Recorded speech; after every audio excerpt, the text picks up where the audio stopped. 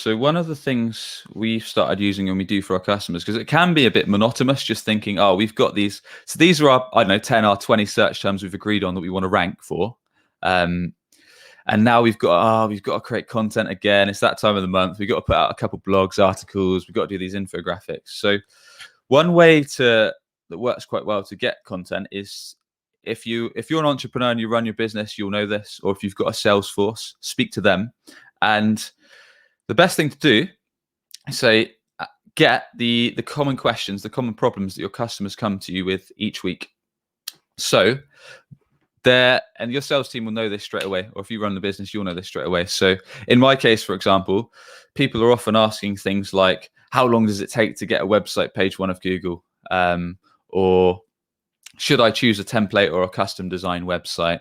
Or how long does it take to launch a website? So think in your industry specifically, when you're on the phone, when you're speaking to sales leads or when you're doing cold calls, what are the common questions you get week in, week out? Because we've all got them and we're all thinking, yeah, damn, they've asked that question again. I wish I had a resource that I could point them to.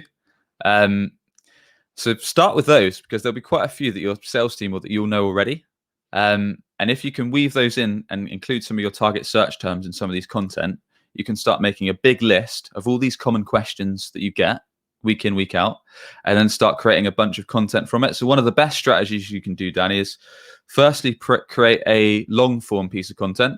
So that might be a video or a podcast interview like we're doing now, or some kind of long form Zoom interview, whatever it may be. And then from there, you can break that down into a bunch of kind of smaller, what's called micro pieces of content. So from that one video, podcast, interview, whatever you decide to do, you can probably create maybe 3, 4, 5 blogs just by breaking that content bit by bit. You'll be able to produce maybe a PDF, maybe a PowerPoint flick through document that has some of the key bullet points. Maybe you can create a press release off it, maybe an article. You can certainly create infographics with some of the key bullet points that were discussed during the video or the long form content. And then just do that for each problem, for each question that your customers bring up to you. And that's probably going to give you several months worth of content at the start. And then by that time, you'll probably have more inspiration and more ideas. And maybe you can start talking to new customers, start talking to your internal team.